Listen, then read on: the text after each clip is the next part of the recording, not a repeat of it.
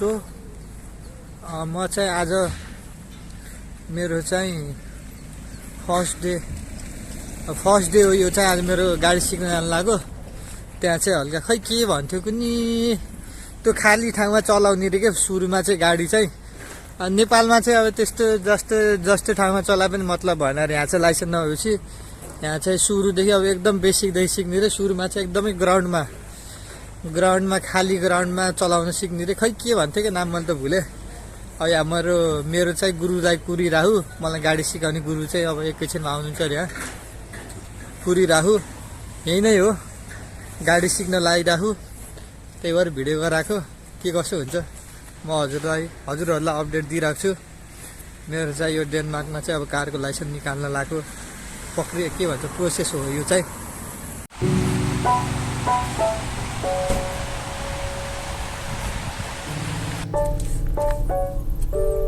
यो चाहिँ मेरो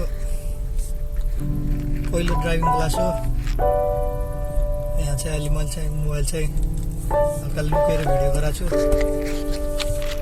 खत्रै चलाइदिन्छु मैले फेरि गाडी फेरि। विदेशमा चाहिँ अब नेपालमा जस्तो हुँदैन कि ड्राइभिङ लाइसेन्स निकाल्न चाहिँ अलि हल्का गाह्रो नै हुन्छ। किनकि अब नेपालमा खासै त्यस्तो थ्योरीहरू पढ्न पनि पर्दैन नि त। यहाँ विदेशमा त एकदम चलाउने चाहिँ एकदम 10% मात्रै हो हामीले। तर त्योभन्दा धेरै चाहिँ रुलै हुन्छ कि यहाँ हरेक रोडमा एकदम रुल हुन्छ। अनि त्यही भएको कारणले चाहिँ क्लास पनि लिनुपर्छ क्या। अनि विदेशमा चाहिँ थ्योरी क्लास लिनुपर्छ। अनि मैले चाहिँ आज खास मलाई सिकाउन आउने सर चाहिँ हल्का ढिलो आउनु भएर चाहिँ कि अनि मलाई चाहिँ थाहा नभएर म चाहिँ सिधै अस्ति गएको अफिसमा गइदिएँ। अनि त्यसपछि त्यहाँ हेरेको त पुरा बल्ल अनि विदेश आए जस्तो भयो कि मलाई, इन्टरनेसनल स्टुडेन्ट जस्तो फिल भयो क्या। त्यहाँ गएको त पुरा कोही कालेहरू छ है, कोही मुस्लिमहरू, कोही नेपाली एउटा दाइलाई पनि देखेँ मैले। तर सब डिफ्रेन्ट कन्ट्रीबाट क्या। त्यस्तो पनि बल्ल यहाँ थ्योरी क्लास लिन आएपछि बल्ल विदेश आए जस्तो भयो क्या। यस्तै छ। अब चाहिँ म चाहिँ अब थ्योरी क्लास चाहिँ मेरो सुरुमा चाहिँ प्र्याक्टिकल गर्ने रे। अनि त्यसपछि बल्ल थ्योरी क्लास हुन्छ अरे। म चाहिँ हजुरहरूलाई अपडेट दिँदै गर्छु। मेरो चाहिँ यो चाहिँ डेनमार्कमा लाइसेन्स निकाल्नेको प्रोसेस हो। किनकि विदेश आएपछि लाइसेन्स निकाल्न पनि पर्छ। यही हो वाट्सएप। अनि चाहिँ म अहिले सायद गाडी चलाएको चाहिँ हाल्न पाउँदैन होला कि, किनकि हल्का गाह्रो हुन्छ। अब सिकाउने मान्छेलाई खिच्दै भन्न पनि मिलेन। त्यही नै मैले सकेसम्म चाहिँ हल्का चलाएको भए पनि खिच्छु। के कस्तो हुन्छ हजुरहरूलाई पनि देखाउँछु म।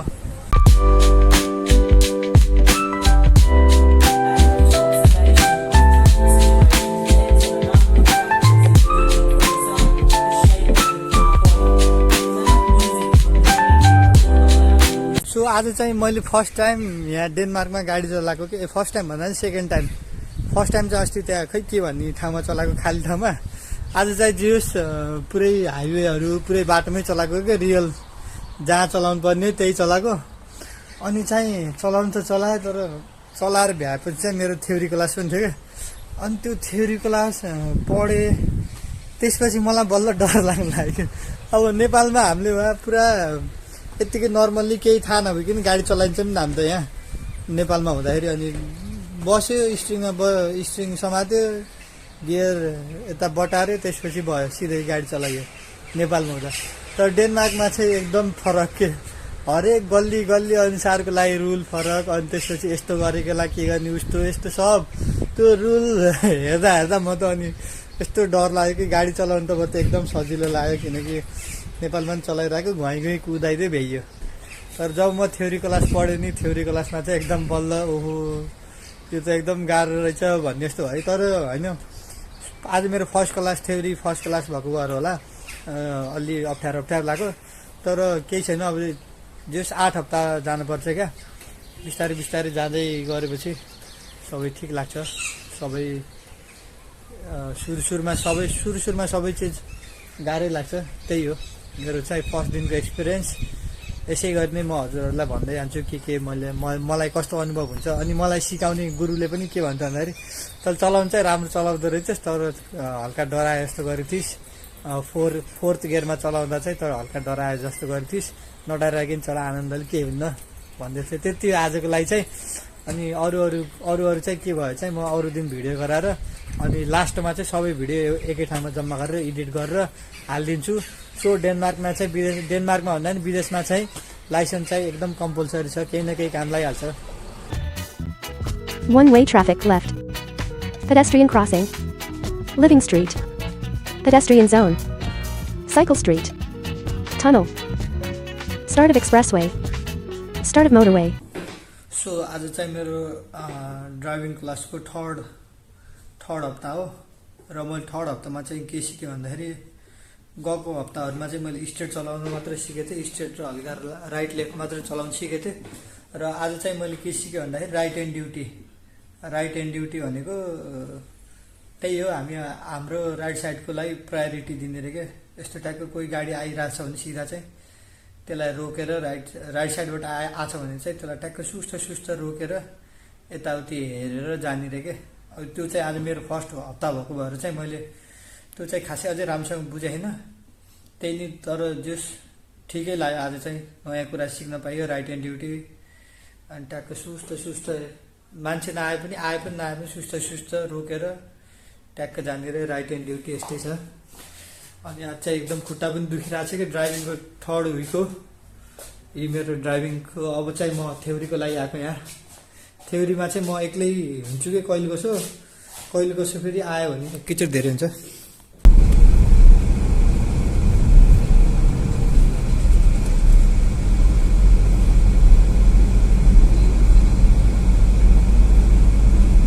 In 500 meters at the roundabout, take the first exit onto Slangerup Bay, Route 207.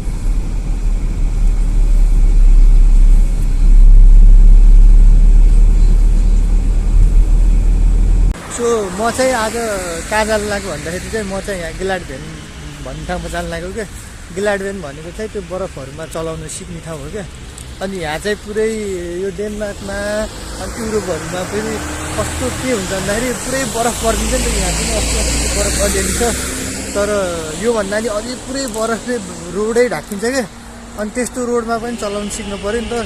अनि त्यही भएर चाहिँ यो अब म चाहिँ गिलाडभेनमा जानु लाग्यो। त्यहाँ चाहिँ लगभग 1 घन्टा जति सिक्छु गाडी चलाउन। बरफमा कसरी ब्रेक हान्ने 60, 70, 80, 90 को स्पिडमा चलाएर पुरै ब्रेक हान्न सिक्नु पऱ्यो क्या। त्यो गिलाडभेन भनेको चाहिँ त्यस्तो हो, त्यहाँ जानु लाग्छु। अनि 8 हप्ताको थ्योरी क्लास चाहिँ मेरो सकिसक्यो लगभग 5-6 महिना लगाएर। त्यसपछि चाहिँ कहिले काम कहिले कलेज त्यस्तै भएर मेरो थ्योरी क्लास पनि ढिलो सक्यो क्या। अनि त्यसपछि चाहिँ मैले थ्योरीको इक्जाम पनि दिएँ, थ्योरीको इक्जाम दिएर पास पनि भएँ। तर त्यति बेला चाहिँ मैले भिडियो गराउनु पाएन कि, किन भन्दाखेरि अब लास्टै चिसो थियो, बरफ झऱ्यो थियो। अनि इक्जाम दिनभन्दा अगाडि चाहिँ लास्ट टेन्सन, अब के हुने हो कसो हुने हो केही थाहा नै है। अनि सबैभन्दा गाह्रो नै थ्योरी हो भन्छ सबैले। अनि त्यही भएर अब इक्जाम दिनभन्दा अगाडि चाहिँ टेन्सन थियो। अनि दिएर आएपछि फेरि पास भएर आएपछि फेरि खुसी, त्यसैमा खुसी घर आएँ। अनि आज चाहिँ अब 1 महिना लगभग मैले पास गरेको पनि 1-1.5 महिना भइसक्यो। अनि त्यही आज चाहिँ अब गिलाडभेनमा जानु लाग्नु। त्यसपछि चाहिँ कस्तो हुन्छ के सिक्यो अहिले मैले भिडियोमा भन्छु। यहाँसम्म भिडियो हेरेर साथ दिनुभयो, अझै अगाडिसम्म हेरिदिनु होला।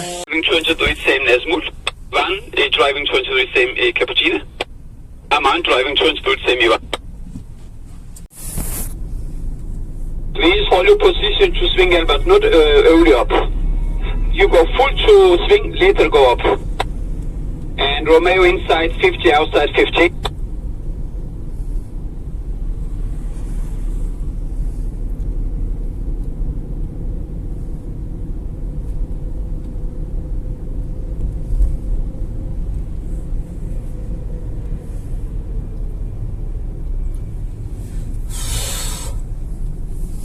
मेरो अगाडिको ड्राइभरै धुर रहेछ क्या। खुदा नै यार Babuli.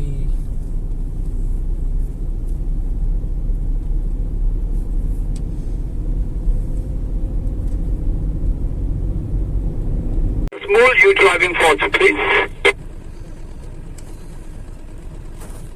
Full down and all black ground.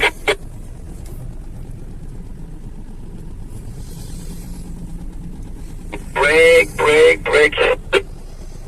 Now, small, please promise me you come to me from lane number 2. So lane number 2 is middle. You are lane number 3 now. Remember, next time, come to me from lane number 2. Middle is lane number 2. Road after second, we have some second. यहाँ Thank फेरि you, अब and then ठ्याक्कै driving चिप्लोमा 20, चलाउनु सिकाएको अहिले and चाहिँ come brake full, सिकेँ Klein full down सिकायो near to grass. अब चाहिँ चिप्लोमा सिकाउनु And after लाग्यो you come to near to grass, only black ground type. So finally मैले चाहिँ त्यो ग्ल्याड भेनमा पनि चलाएर आएँ कि तर त्यहाँ चाहिँ के सिक्यो भन्दाखेरि चाहिँ त्यो लेन चेन्ज गर्न त ठिकै थियो कि त्यो लास्टमा चाहिँ यही चिप्लोमा चलाउनु सिकायो कि त्यसले यस्तो चिप्लोमा चलाउनु सिकायो नि गाडी त उल्टेला जस्तो भनिदियो खतरा यस्तो लस्केको थियो नि गाडी मजा लाग्थ्यो तर फेरि गाडी फेरि यताउति केही भएको भए फेरि आफै तिर्नु पर्थ्यो दर लास्टै मजा आयो तर चिप्लोमा चलाउन सो गाइस आज चाहिँ म फाइनल्ली आफ्नो फाइनल इक्जाम टेस्ट दिन गइरहेको छु फेल हुन्छु कि पास हुन्छु भन्ने डर चाहिँ लागेको छैन किनभने म सियर पास हुन्छु सुहाई घुमाउने खुवाई त्यही हो त्यसले चाहिँ भनेको राम्रोसँग सुन्न पर्यो क्या इन्स्ट्रक्टरले भनेको नत्र भने त चलाउनु त फेरि तुफान चलाइदिन्छु नि उस्तै पर यो ट्रेन त चलाइदिन्छु मैले अब यहाँ कारको लाइसेन्सले त्यही सोचिन्न नि जिन्दगीमा त्यही हुन्छ क्या अस्ति मलाई थ्योरी दिन जाँदाखेरि कस्तो डर लाग्थ्यो सबैले कतिले म त 3 चोटि दिएको 4 चोटि दिएको 2 चोटि दिएको भन्ने सुन्दाखेरि चाहिँ मलाई डर लाग्यो हरिब डराएको थियो कि म अनि त्यसपछि के अरे म पनि एकचोटिमा पास हुन्न कि जस्तो लागिरहेको थियो अनि आज फेरि मेरो रियल इक्जाम थियो झन् पुरा कन्फिडेन्ट भएर गाडी त खत्रै चलाउनु त खत्रै चलाइदिएको थियो तर एक दुई ठाउँ चाहिँ गल्ती गरेको छु कि एक ठाउँ ओभर स्पिड अनि एक ठाउँ चाहिँ लेन चेन्ज चाहिँ एकदम फास्ट गरिदिएछु कि मैले अनि त्यही भएर डर चाहिँ लागेको छैन किनभने म सियर पास हुन्छु फेल भयो आज चाहिँ मेरो मन्नु दाई